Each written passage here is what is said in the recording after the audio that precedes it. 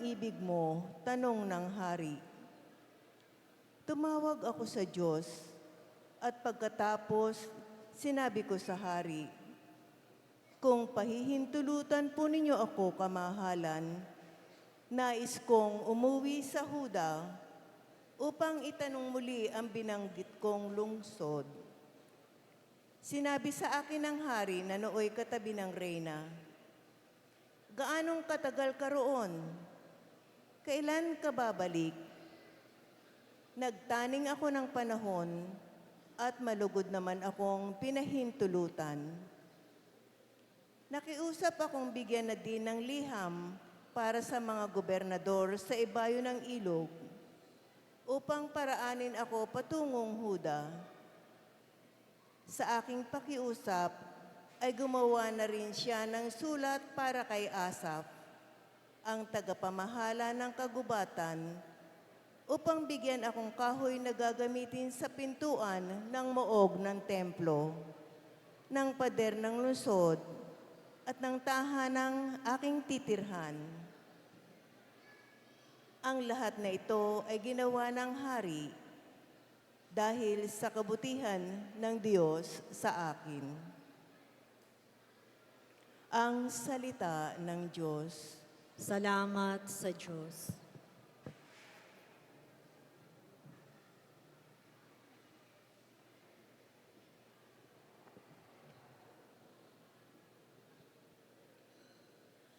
Kung ika'y aking limutin, wala na akong aawitin. Kung ika'y aking limutin, wala na akong aawitin. Sa pampang ng mga ilog nitong bansang Babylonia, kami rooy nakaupong tumatangis. Sa tuwinang ang iniwan naming Siyon ay aming maaalaala. Sa sanga ng mga kahoy, sa tabi ng ilog nila, isinabit namin doon, yaong dala naming lira. Kung ika'y aking limutin, wala na akong aawitin. Sa amin ay iniutos ng sa amin ay lumupig, na aliwin namin sila ng matamis naming tinig. Tungkol sa Siyon, yaong paksa, niyong nais nilang awit. Kung ika'y aking limutin, wala na akong aawitin. Paano namin aawitin ang awit ng Panginoon, samantalang bihag kaming nangingibang bayan noon? Ayaw ko nang ang lira ko'y hawakan pa at tugtugin. Kung ang bunga sa pagtugtog, limutin ang Jerusalem. Kung ika'y aking limutin, wala na akong aawitin. Di na ako aawit pa kung ang lundong sasapitin. Sa isip ko't alaala, ika'y ganap na limutin. Kung ang kaligayahan mo ay hindi ko hahangarin. Kung ika'y aking limutin, wala na akong aawitin.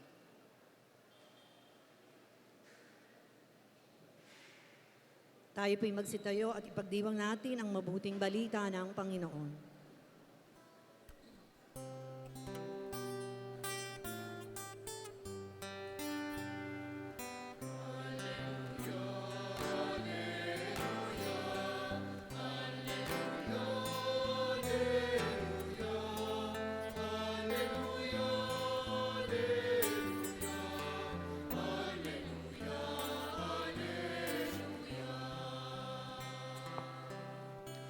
Tanay aking tatalikdan upang si Kristo'y makamtan bilang tanging pakinabang.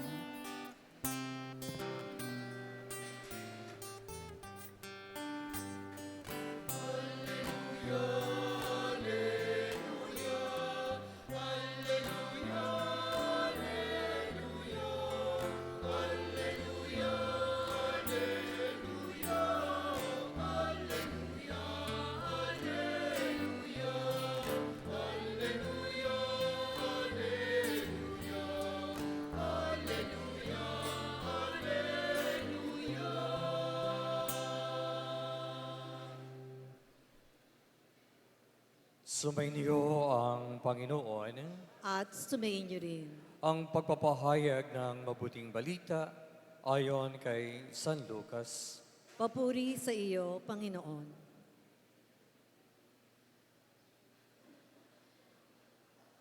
Noong panahong iyon, samantalang naglalakad si Jesus at ang kanyang mga alagad, may taong nagsabi kay Jesus, "Susunod po ako sa inyo kahit saan." Sumagot si Jesus, "May lungga ang asong gubat at may pugad ang ibon. Ngunit ang anak ng tao ay wala man lamang matulugan o mapagpahingahan." Sinabi ni Jesus sa isa, "Sumunod ka sa akin." Ngunit sumagot ang tao, "Panginoon, hayaan po muna ninyo akong umuwi upang ipalibing ang aking ama." Sinabi ni Jesus sa kanya, "Ipaubaya mo na sa mga patay ang paglilibing sa kanilang mga patay. Ngunit ikaw, humayo ka at ipahayag mo ang tungkol sa paghahari ng Diyos." Sinabi naman ng isa, "Susunod po ako sa inyo, Panginoon. Ngunit magpapaalam muna ako sa aking mga kasambahay." Sinabi sa kanya ni Jesus, "Ang sinumang nag-aararo at palaging lumilingon ay hindi karapat-dapat sa paghahari ng Diyos."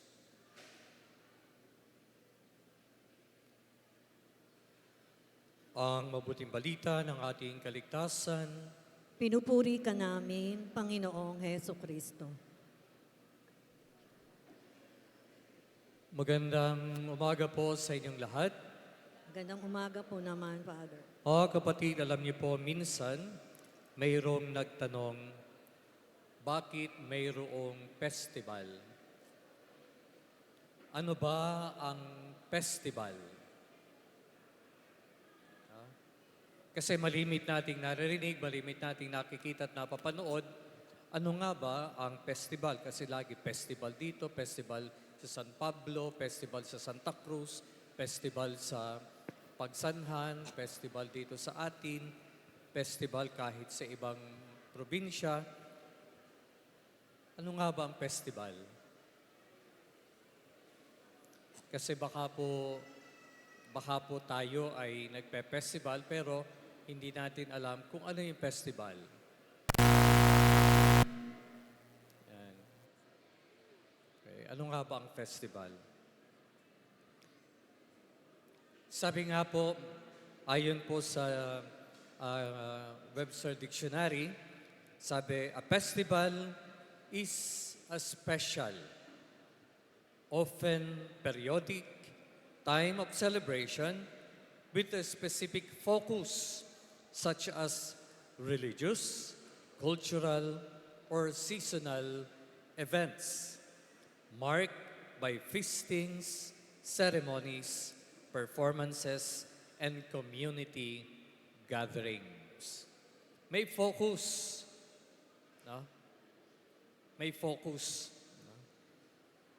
Festivals can be religious observance, harvests, commemorations, music and arts events, or celebration of cultural heritage, fostering community participation and a joyful atmosphere.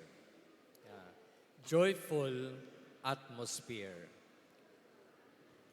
Kaya sa celebration na ito, sa pagsisimula ng festival, kayo po ba'y masaya? Kayo po ba'y joyful? Parang hindi naman. No? So sabi nga, hindi lamang po ito basta pagsasaya, hindi lamang po ito basta kainan, kundi magandang makita po natin yung focus, bakit meron tayo ng mga bagay na ito. No? At dito po sa atin, magandang makita po natin ang ilang bagay para po sa ating pagdiriwang. No? Sabi nga po, this is a celebration an occasion for enjoyment, fun, and sharing experiences. Meron kayang sharing experiences sa bagay na ito. No? Ang focus centered on a specific theme. Ang specific theme natin ngayon ay Anakalang Lanzones Festival. No? Yun po ang specific theme. No? Na kung saan hindi lamang po siya basta, hindi po siya masasabi nating religious, no? Masasabi nating cultural, at masasabi rin nating on the harvest time. Pag ang focus po natin is on the harvest time, meaning bahagi po nito ang ating kasiyahan sa pagpapasalamat. No? Pagpapasalamat, no? Sa napakaraming bunga na ibinibigay sa atin ng Panginoon. No? Kasi focus tayo on, hindi lamang kay Anakalang, but on the Lanzones. No? Kaya lamang dito po sa atin parang kakaunti ang Lanzones. Ano po? Ha? Bakit kaya? Alam niyo po, minsan na pag-usapan po namin ito ng ilan. No? Bakit kakaunti na ang Lanzones dito sa atin? Sabi ko lang, kasi ang mga puno ng Lanzones matatanda na. Wala nang bagong sibol. No?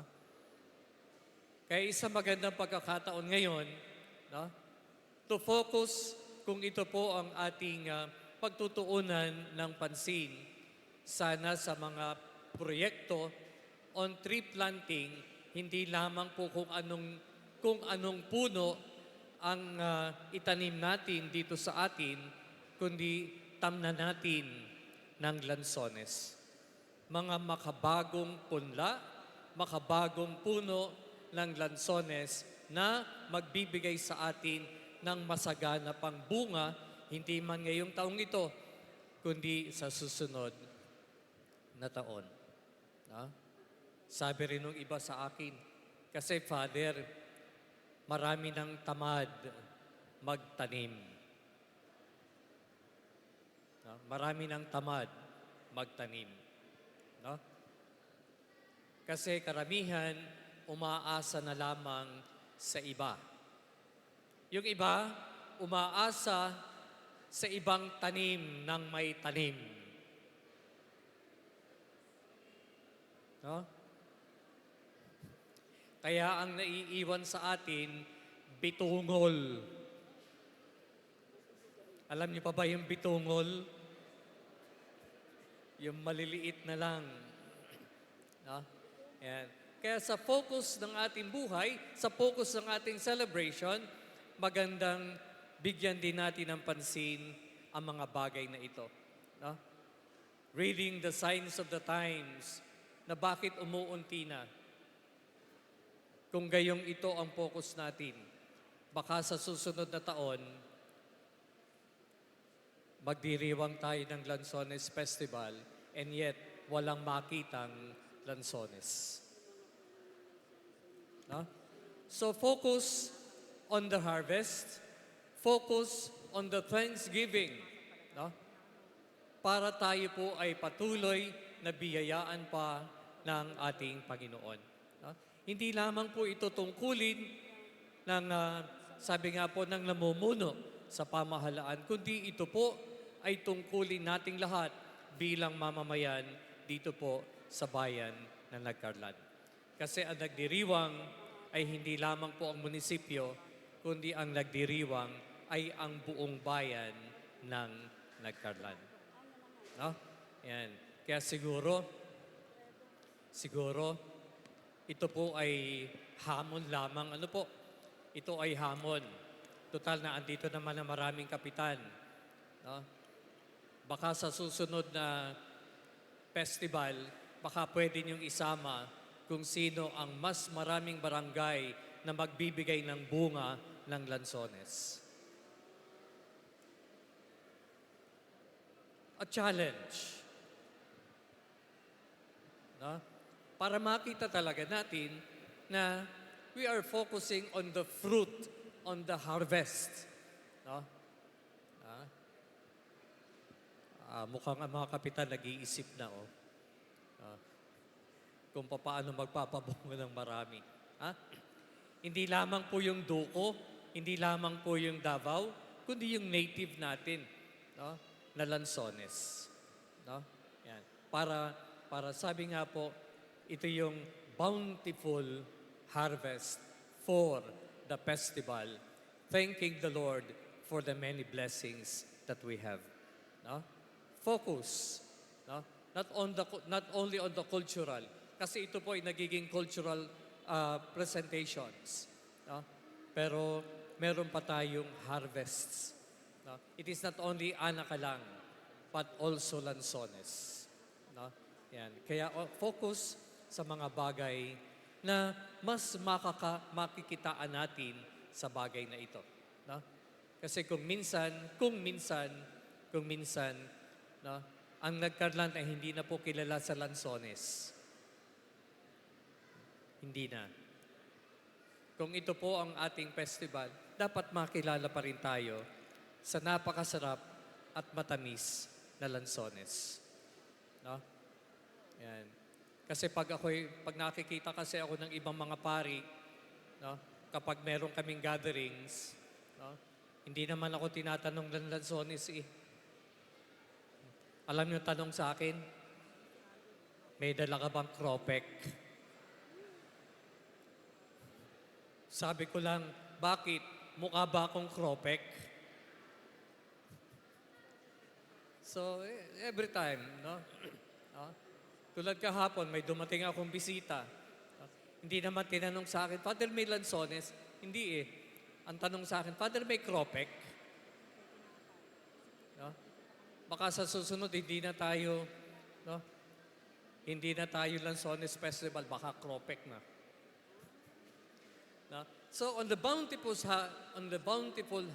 harvest, no, na kung saan maipakita pa rin po natin the fruit of nature, no, na maibabahagi natin saan man tayo magtungo. At the same time, magandang makita rin po natin na ngayon pong araw na ito, hindi lamang po tayo ang nagdiriwang sapagkat ang buong kalangitan ay nagdiriwang din sa kapistahan, no, ni Santa Teresa ng Batang si Jesus. No? Yan. Na kung saan in her humility, no, in her sinful, being simple, no, ay ipinakita ang kabutihan, ipinahayag ang kaluwalhatian ng ating Panginoon. Kaya simple man ang ating celebration, no, bongga man ang ating celebration, let us not always forget, no, na mga bagay na ito ay hindi lamang para sa atin, kundi para din sa ating Panginoon. No? Thanking the Lord, no, for the bountiful blessings na patuloy niyang ipinagkakaloob sa atin. No? Isa na nga po dito ang isang magandang araw. No? Dito po mga nagdaang araw, umuulan dito sa atin. No? Pero ngayon, napakainit. No? Ayan. Isang malaking biyaya na ipinagkakaloob sa atin ng Panginoon. No? Kaya nga po mga kapatid, patuloy po, buksan natin ang ating puso sa pasasalamat sa ating Panginoon, sa patuloy nating pagpupuri, at ilingin po natin ang biyayang ating kinakailangan upang tayo ay patuloy na maging daan at instrumento ng kasaganaan ng buhay para sa isa't isa. At ang Diyos ay patuloy nating papurihan, pasalamatan, ngayon at magpasawalang hanggan. Amen. Amen.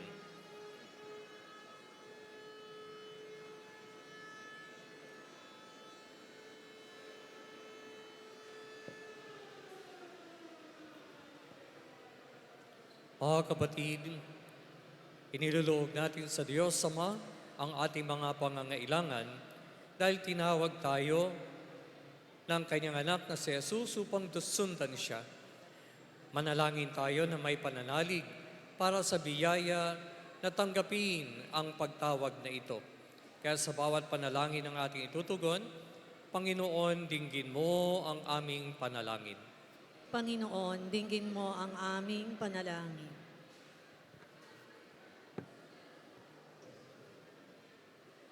Ang mga pinuno ng simbahan at lahat na nagpapahayag ng salita ng Diyos, naway masigasig na magpatuloy sa kanilang pagsunod kay Kristo.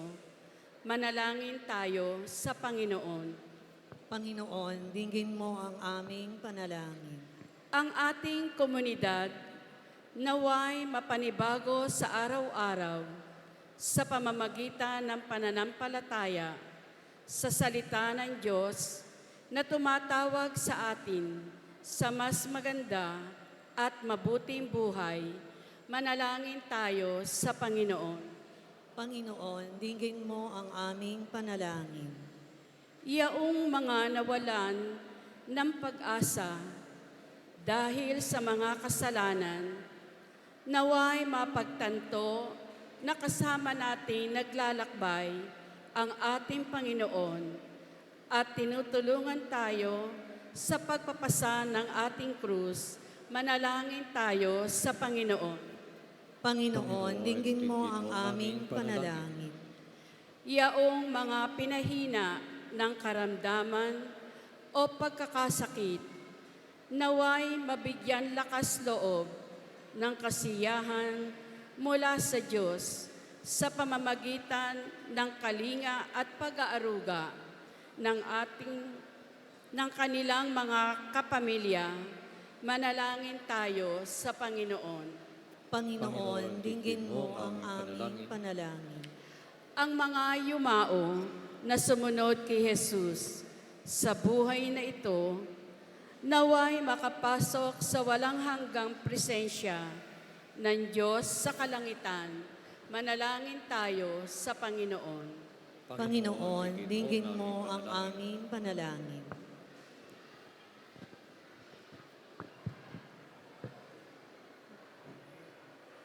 O Ama sa langit, sa aming pagnanais na sumunod sa yapak ng iyong anak, gawin mo kaming iisa sa isip at puso sa pamagitan ni Kristong aming Panginoon. Amen. Makiisa po tayo sa paghahain ng alay.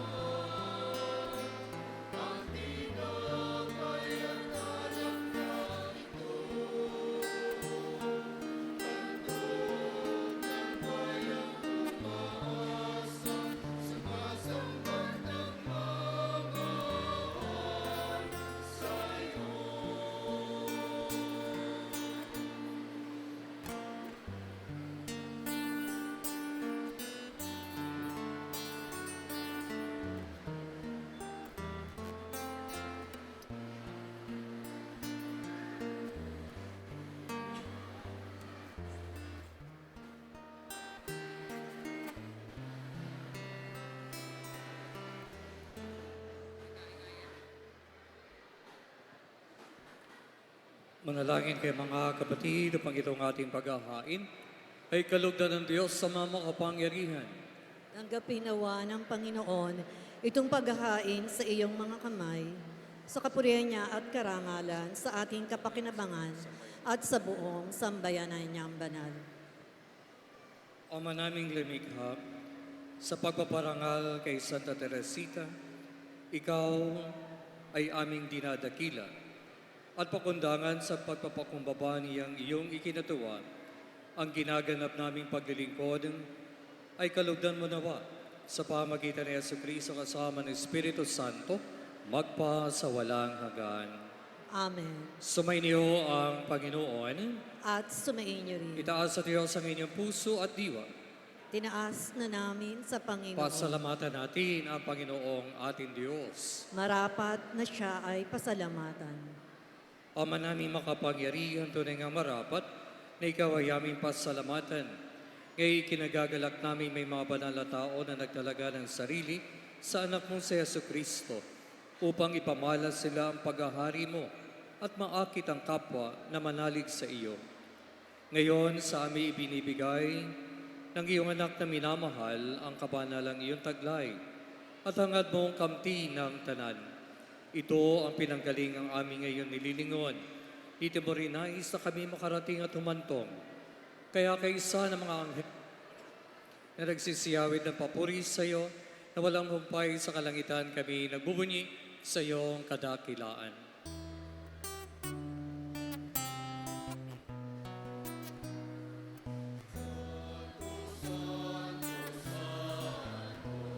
Panginoong Diyos ng mga bukbo, napupuno ang langit at lupa ng kadakilaan mo.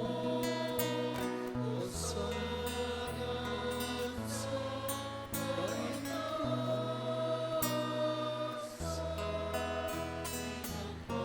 ang napaito sa ngalan ng Panginoon. Hosana sa may taas.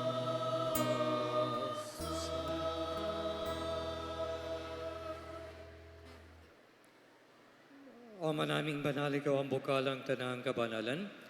Kaya't sa pamagitan ng iyong Espiritu, gawin mong banal ang mga kaloob na ito upang para sa amin ay maging katawan at dugo ng aming Panginoong Jesucristo.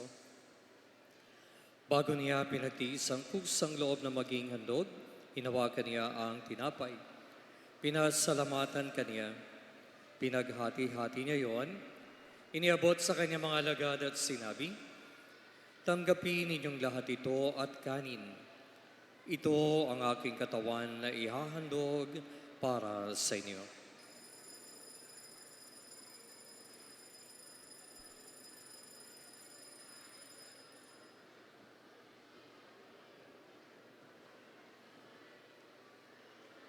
Kaya hindi naman na matapos ang hapunan, hinawakan niya ang kalis. Muli kaniyang pinasalamatan. Iniabot niya ang kalis sa kanyang mga lagad at sinabi, tanggapin ninyong lahat ito at inumin. Ito ang kalis ng aking dugo, ng bago at walang hanggang tipan. Ang aking dugo na ibubuhos para sa inyo at para sa lahat, sa kapagpapatawad ng mga kasalanan. Gawin ninyo ito sa pag-alaala sa akin.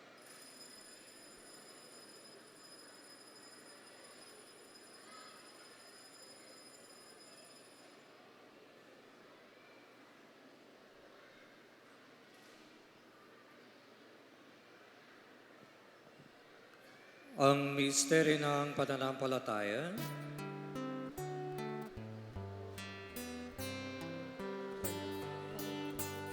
Namatay ang iyong anak, nabubuhay bilang Mesias,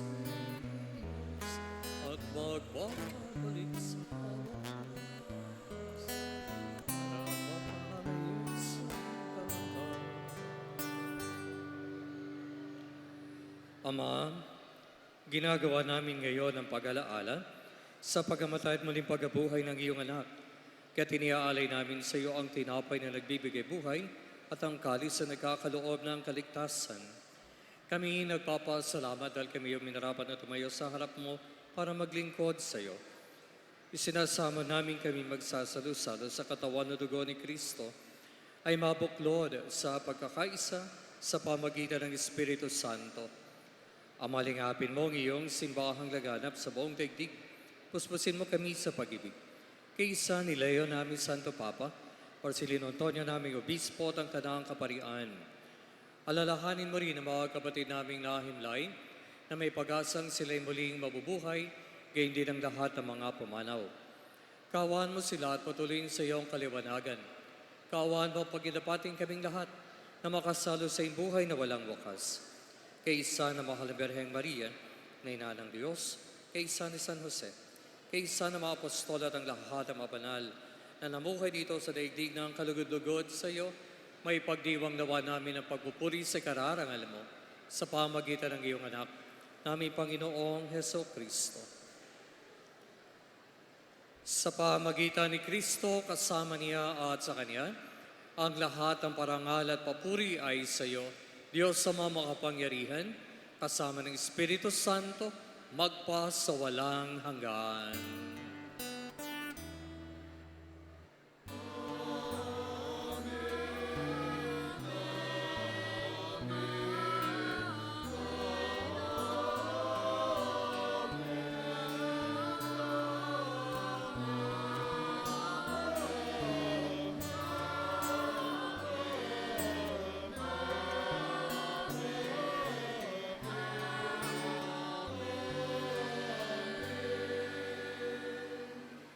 Ngayon, sama-sama nating awitin ang panalangin itinuro sa atin ang Ama namin.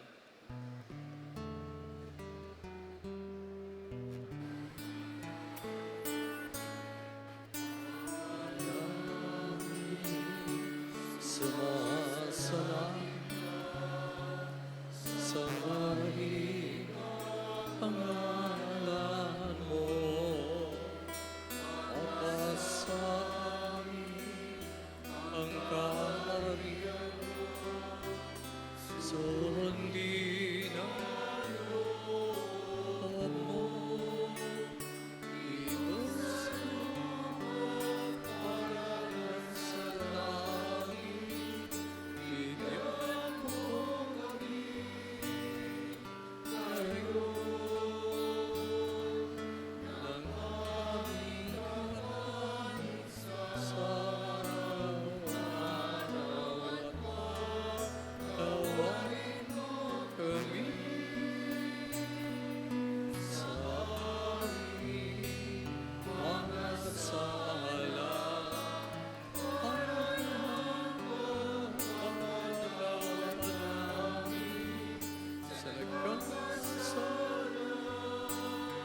sa amin, at huwag mo kami malimot sa tukso, at iyan mo kami sa lahat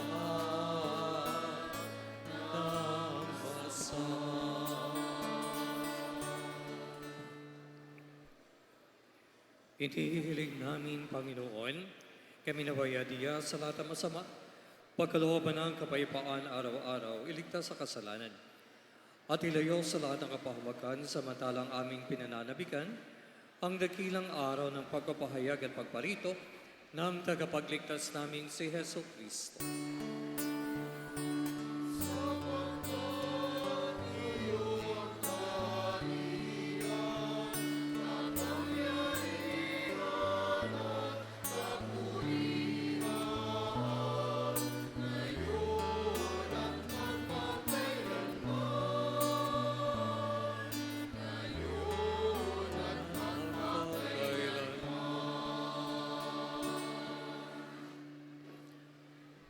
O Panginoong Yesus, sinabi mo sa iyong mga apostol, kapayapaan ang iniwan ko sa inyo, aking kapayapaan ang ibinibigay ko sa inyo.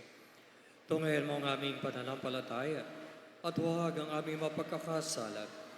Pagkalooban mo kami ng kapayapaan at pagkakaisa ayon sa iyong kalooban, kasama ng Espiritu Santo, magpa sa walang hanggan. Amen. Ang kapayapaan at pag-ibig ng Panginoon nawa ay laging sumainyo. At sumayin niyo rin. Mga kapatid, magbigayan tayo ngayon at maghangad ang kapayapaan at pag-ibig sa isa't isa. Please be with it.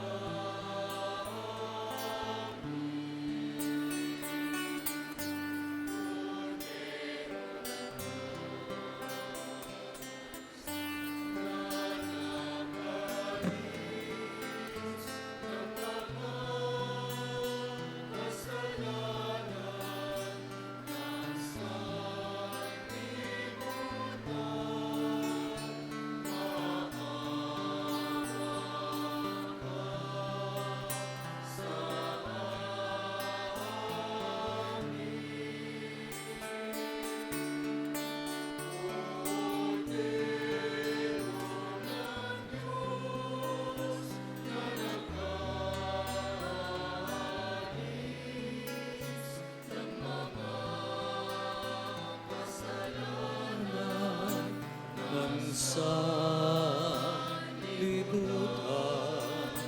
ipagkaloob mo sa amin ang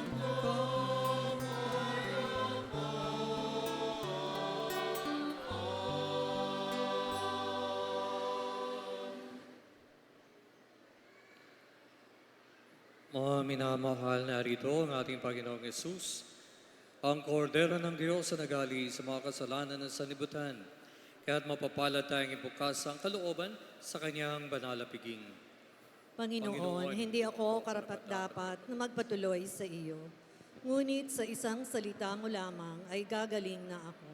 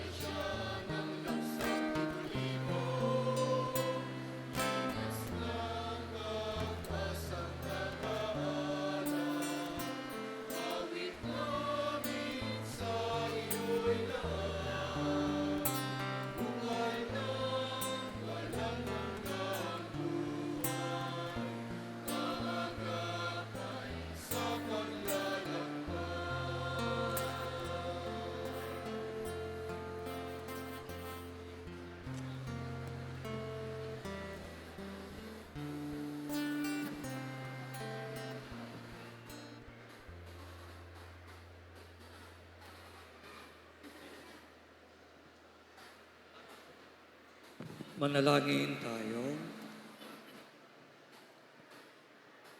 Ama naming mapagmahal, ang pinagsaluhan naming banal na pakikinabang ay magpaalab nawa sa aming pag-ibig na masidhing nagugnay kay Santa Teresita sa iyo at nagbubunsod sa Kanya upang idalangin kaawaan mo ang lahat ng tao. Sa pamagitan ni Jesucristo kasama ng Espiritu Santo, magpa sa walang hanggan. Amen. Sumainyo ang Panginoon At sumainyo rin. at pagpalain kayo na mapagmahal at makapangyarihang Diyos, Ama at Anak at Espiritu Santo. Amen. Ang Eucharistia ay naipagdiwang na, taglayin lagi sa inyong puso, sa inyong buhay, ang kapayapaan at pag-ibig ng Panginoon. Salamat sa Diyos.